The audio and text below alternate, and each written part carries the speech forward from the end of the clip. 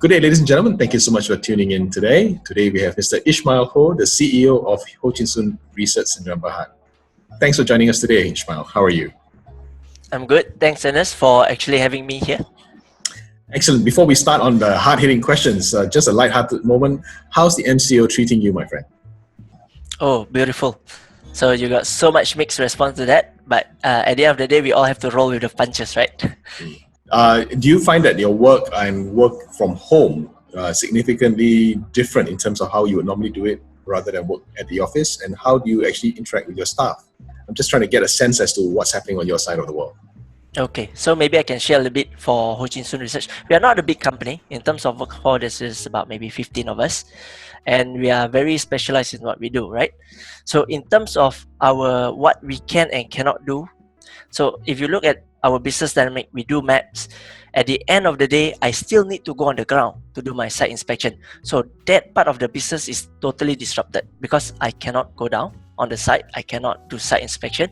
I cannot update things as per what is the latest at the moment. So we are stuck here. So my team that is doing site inspection, unfortunately for us, we can't, right? So that crucial part of it. Now another team of mine which is doing design work. So they are the one that editing marketing maps. They are the one that are producing maybe research work. So these are the team members that can still function. Now, but having said that, all of us have to retrain and reskill. Tell me more. What does it mean by that? Okay, so we start with the most basic. The most basic is in terms of communication. Back then, before MCO, I just said, okay guys, meeting. Within 1 minute, everyone can be in a meeting room. We can talk about things. We can strategize. We talk about projects, etc. Right? Now, if I want meeting, it's gonna be tricky. It's comical. The first meeting, I think every company, almost everybody goes through this. The first meeting, company meeting, will be, can you guys hear me? How do I unmute myself? Things like that, right? We try to use a platform that everyone can agree with. Of course, there are some platforms that are more popular. Some are free, some are not. There's so many permutations. Some has security issue that people are worried of. So it's so tricky. Then at the same time, you don't want to force everyone to say, okay, I want you guys to download this and use this. And then you find out, oh, they don't have a microphone. So they have to go back to their phone instead of working from their computer to do the meeting, right? So we had to sort that out in the early stage of the MCO. So now if I want to have meetings with any of my team members, we don't have to talk about all this sound system, blah, blah, blah, blah, lighting, all should be understood. You should know how to use. You are able to communicate. You know how to share screen. You have document you want to share with me. It's all easy done, fast. So that was the stage that everyone have to readjust. Now, moving forward, Ernest, if you talk about business sharing, you will notice, of course, there's a spike. Everyone is doing webinars, everyone is doing sharing, everyone is doing like a maybe 2-person chit chat, panel session with moderator, so much, right? Now, each of them, if you notice, will have different quality. So now we are talking about content creator. At the end of the day, myself, you, we are all content creator. You have something you want to share, you want to give value, for example. So you talk about content creating, it is just too easy. I often say it's just too easy. You take your phone, you hit the live button, Facebook live button, and now you are Facebook live. But does it mean your content is good? Well, maybe the things you are sharing could be good, but in terms of your editing, is that your software you're using, is it sufficient on par to ensure you're out there properly? So the things that myself I've been doing is to actually see who are the good content creators out there. They are not even in our industry, for example. They're not even in our country. So these good content creators, we learn from them, pick up the software you need, train your team members, and then it becomes second nature, right? So it means that adaptation and learning of skills doesn't necessarily have to be learned from Malaysians. It can be from anywhere. Lessons can come from anywhere. Definitely. And because of technology access, you can actually go anywhere to learn right now. Information is so widely available. Correct. Most of it, in fact, almost all is sufficient for you to learn are free. So no excuse to say, oh, I don't know this skill, I don't know that skill. Of course, some technical skills are much harder to pick up, right? But we are talking about this type of technology. You should be able to learn within 1 afternoon, 2 afternoon. You want to get a bit better, put in more time, right?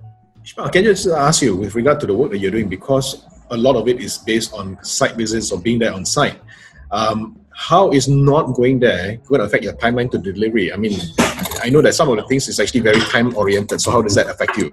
Yeah. Okay. So let me share a bit. When we produce our map, we base on regions, right? So you have Klang Valley, Greater KL. We have Negeri Sembilan, which is Malaysian Vision Valley. Then we have Iskandar, Malaysia. Then we have Penang. Now, MCO, like it or not, has totally disrupt our timeline. Normally, is at the early of the year, we will have our Greater KL product ready. And then we will update Iskandar, Malaysia. And then we will alternate between Penang and also Negeri Sembilan. So this is our product line, and it's good enough that developers say, for example, Greater KL, they get it every year. That's what they want. Penang and Negeri Sembilan, they alternate. So, like it or not, I can't finish some of my products at the moment. So we have to strategize what we have to sacrifice in terms of the product itself. So quite unfortunate, but at the same time, if you think about it, I also have to get my product out in line with when my potential customer wants it. So I'm talking about the property developers, I'm talking about the professionals, the valuers, agents, when they want it. So then now we have to talk about when does business really start again, restart, which I think is one of the things we want to talk about, right? Where do we see the property industry in Absolutely. terms of timeline down the road? Yeah, and nobody can put a bet in terms of when this thing is going to be over. And I sincerely hope the faster it's over, where everybody can get back to some sort of normalcy is going to be something that we're all hoping and aspiring for. But at the same time, we also hope that these things, the virus goes away and keeps as many of us safe and healthy. But coming back to the question in terms of where you see the new normal moving forward, and it's maybe a bit contentious, Ishmael, do you see that COVID-19 affecting hotspots as is? Do you see hotspots changing in terms of the location? Do you see hotspots moving to different areas of attraction because of COVID-19? So first thing first, we talk about COVID-19. In fact, I did a sharing about maybe 2-3 weeks ago, and of course the numbers was still very different than now. But if you follow the latest news, it's still about talking about vaccination at best 12 months down the road, 18 months down the road, if it ever comes, right? So, right. Well, I'm not a medical expert, so we will take it face value. 12 months, 18 months. That's the kind of we are looking at. If it doesn't happen in terms of new norm, that's what we have to get ready. Because at the moment, too many people focus on MCO, PKP. The big thing that they need to focus is, I think, beyond that, which is why we are having this MCO is because of the virus. And behind the virus, the impending economic crisis, or maybe we can talk about that in a bit. So the virus, I think, if you're talking about hotspot, now let me explain a bit on hotspot. From a lot of my audience, when I ask them, please define what do you mean by hotspot, the layman answer would be, oh, Ernest, if I put my money here, in a few years time, I will make money, or I will straightway make money when I go to this hotspot. That is their understanding of hotspot. Ho Chin Soon research, when we talk about hotspot, we are talking about an area or corridor that in due course is currently or will develop. That means you will see more economic activity, you will see property prices remain strong or even increase. So this is our understanding of hotspot. Now, when you look at it at hotspot from that angle, hotspot does not change every year like fashion. Maybe that one, maybe the ladies understand a bit better. Fashion changes every season, but hotspot doesn't do that because it's tied to economy, it's tied to productivity, it's tied to accessibility. A lot of things we look at to understand hotspot. So when we do projection, or when we say, oh, there's a future growth area, normally it takes even 5 to 10 years down the road. Then we say, you know what? Our chairman, Ho Chin Soon, he already mentioned that 10 years ago. Wang Semaju, 15 years ago, and it is what it is today. And before that, it was nobody wanted to go there. It's just like a few landed houses, and that's about it, and a lot of still green areas. So COVID-19 timeline, tricky. Let's get used to it. It's not just about the PKP, 12 months, 18 months down the road, at least. Hotspot doesn't change every year. But what in the short term that this COVID-19 does to property play is that it changes us how we look at space. That means it's not really about area, the COVID-19 doesn't affect the area hotspot, but it affects product-wise. So what does COVID-19 teaches us in terms of residential space planning, our layout? What does it teaches us on our office usage? What does it mean to the economy, which affects industrial players? So I hope I am answering your question. COVID-19, 12, 18 months at least. So get used to that new normal. Location-wise, is not affected in that sense, but more on the product, on how we view property in the short term, right? Absolutely, yeah. I think what you say is absolutely true, because the situation in terms of the virus per se and the movement control order, they are two separate issues altogether. Now, the movement control order can be lifted, can be a changed or amended, but if, for instance, the virus is still there and people are concerned as to whether they may be affected, infected, or passing the virus along to someone else, there'll be a different way of working and a different requirement of space. So I completely concur. But what you actually said just now with regard to the impending business impact, the impending economic impact, and that's actually the meat, I think, of where we all should gravitate towards in terms of the concern. How will the businesses continue, if they can still continue, and what is the impact for the demand of space? Do you have any thoughts on that? Yeah.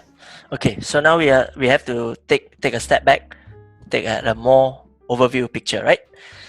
As a business owner myself as well, we have to plan. Basically, 2020 is gone. So what do I mean by that? First, of course, something very local. We had a change of government, right? So normally when you have a change of government, normally you have well, I cannot say normally, because it's just that recently we had this change of government thing. Before that, we've never experienced that, right? Yeah.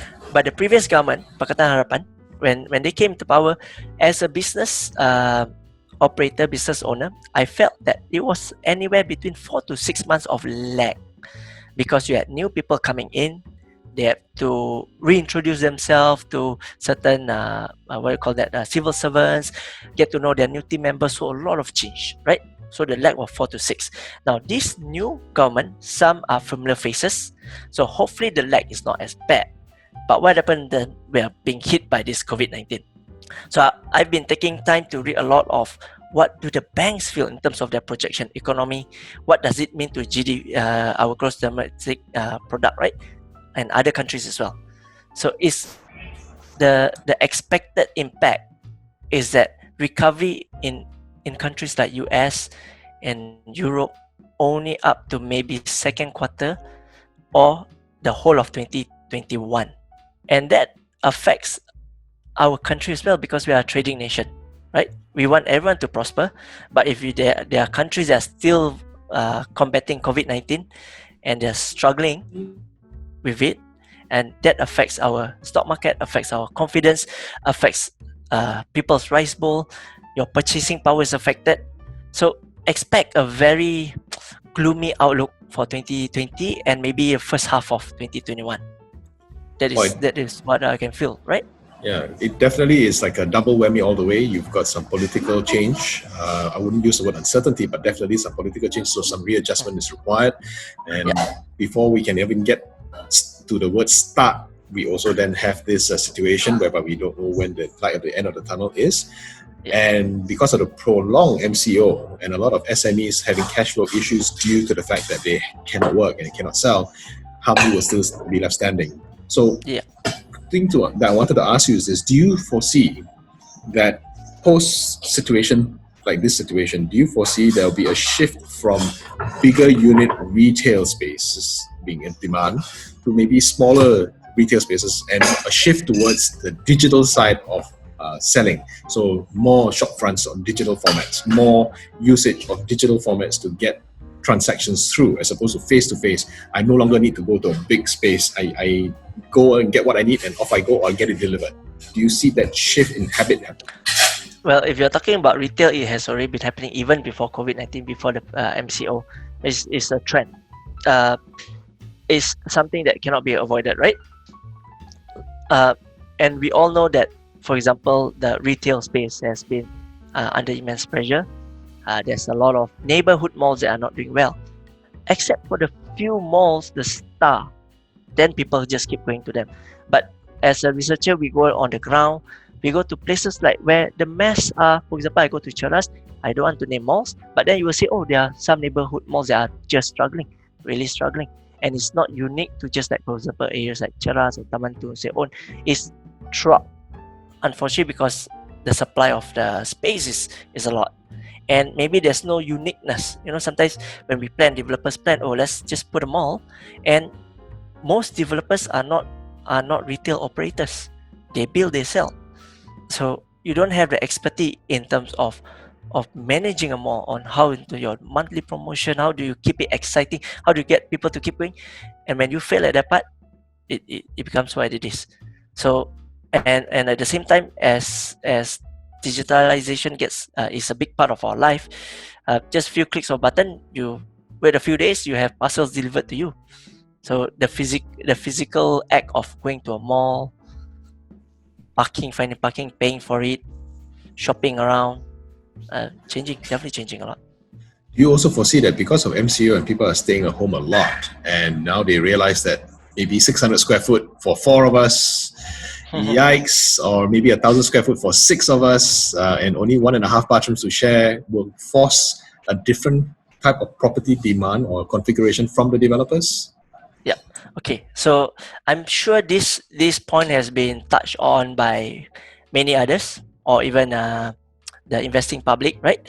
Or users themselves, like everyone realize.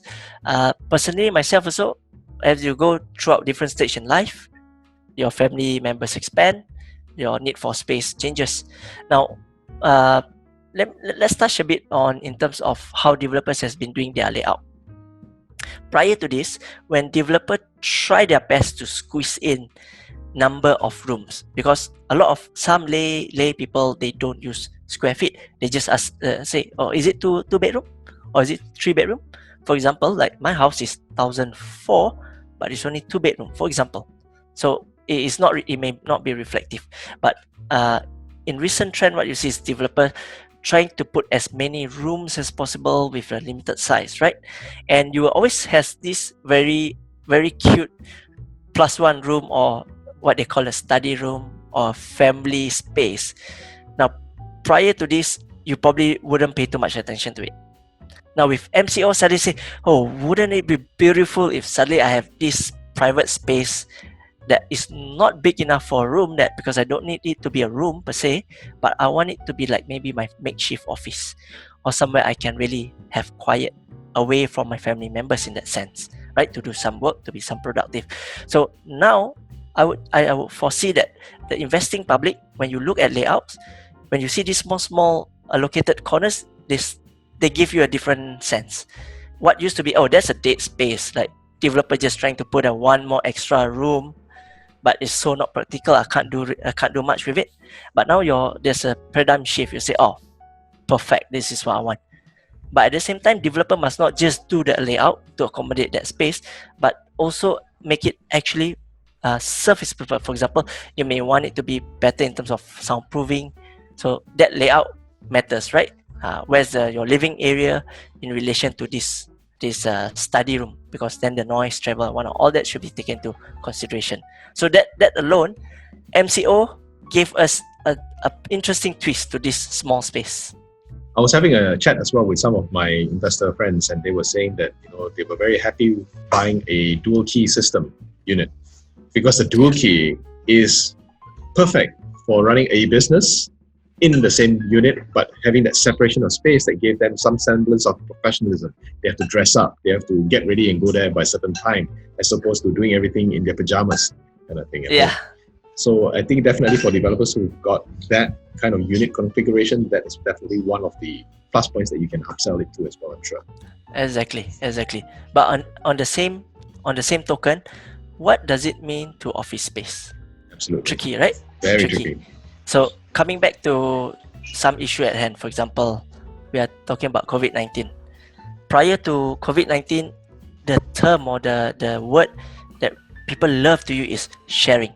Why? Because the understanding of sharing means is better utilized, and it makes more sense. So for example, traditional office, you always have this big, can you think about this big space that you occasionally use, but most of the time you don't use it. And what space do we call it? There's a meeting room. there's a meeting room. So it's there, it's taking space, but when you're not having meeting, nobody's utilizing it. So it's dead space. So the industry has shifted that. We understand that this is the space that we can utilize further. So developer has been coming up with product that have nice office space, not too big, so people can, it's affordable in that sense.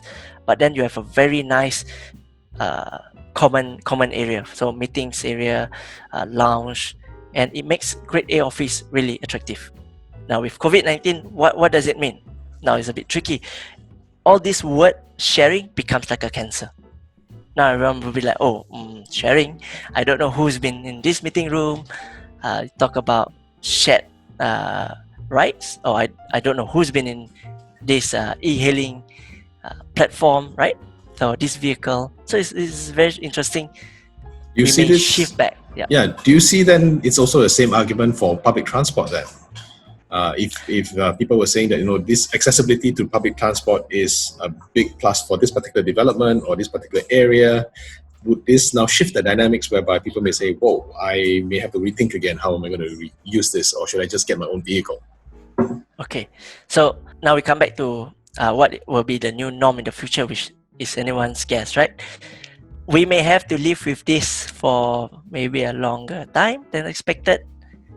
And if that's the case, you will need to have all public transports to up their game.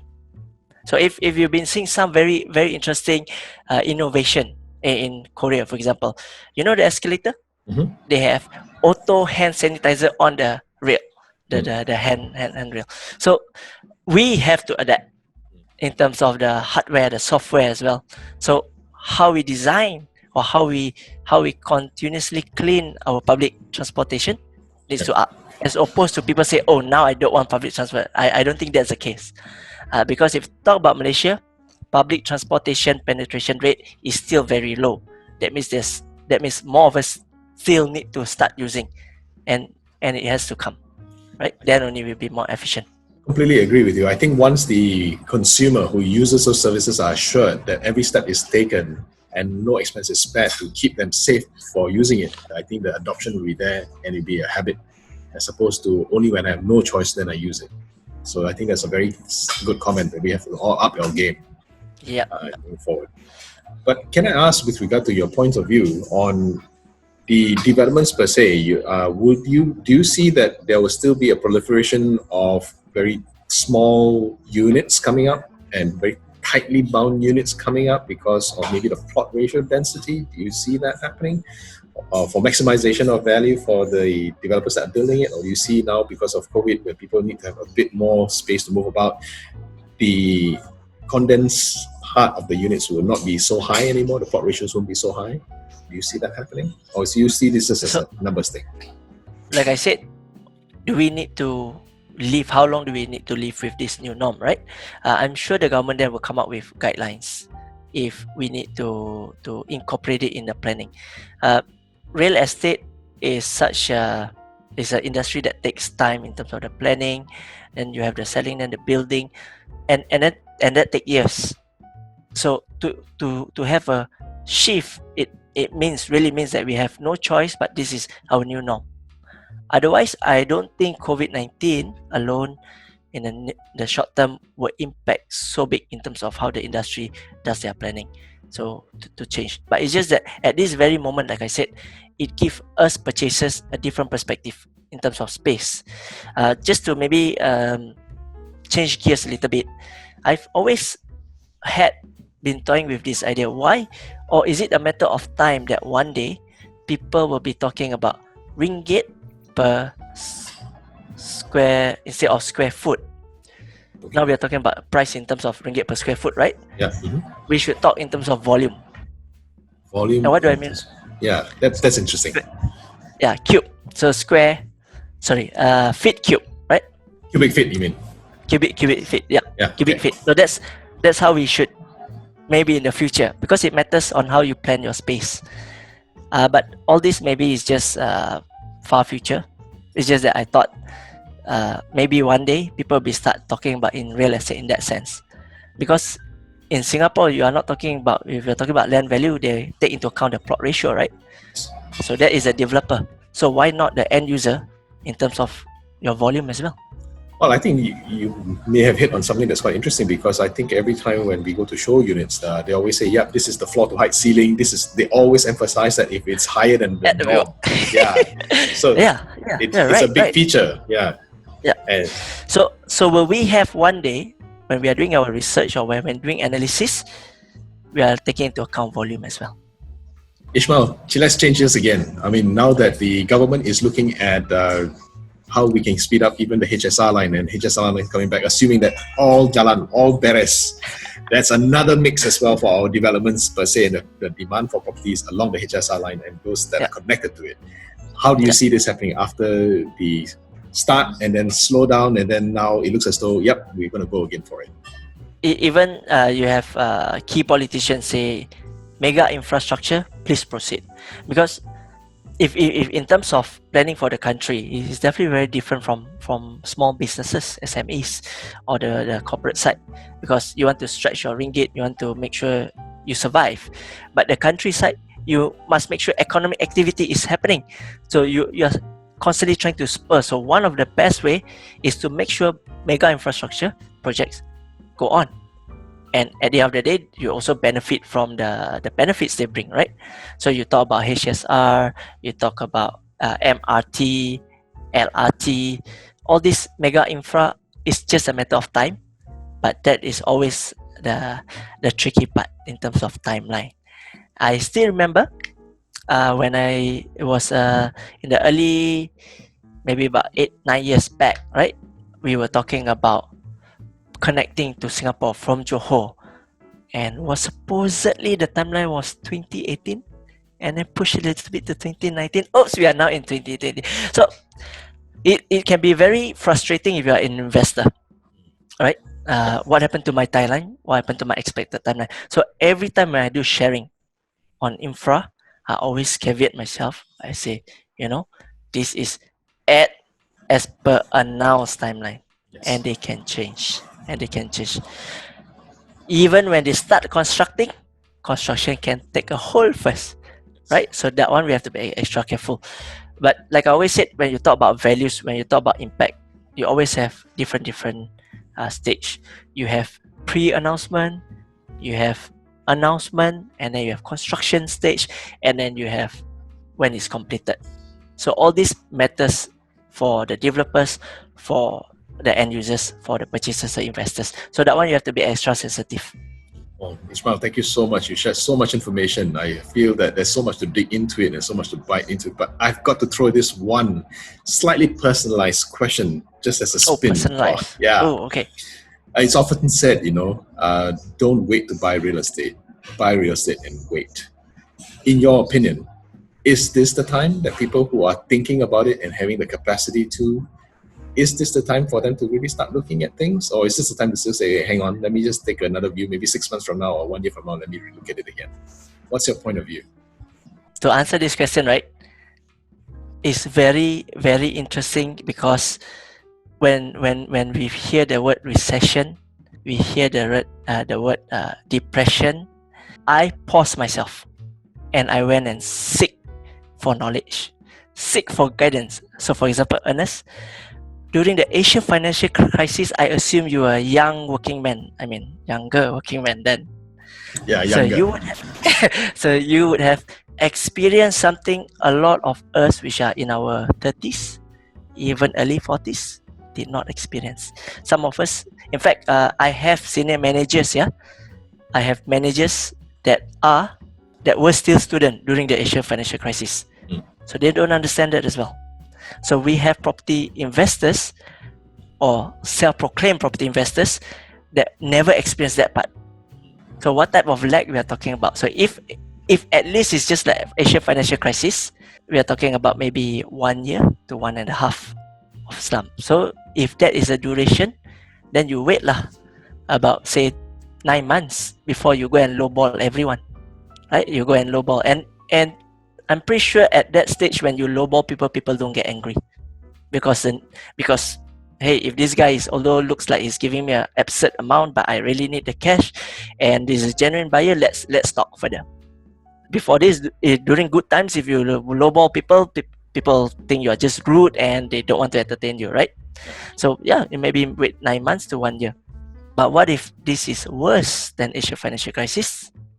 Then your timeline stretch, and then you have to hold on. Wait, do I myself have that capacity to be shopping around?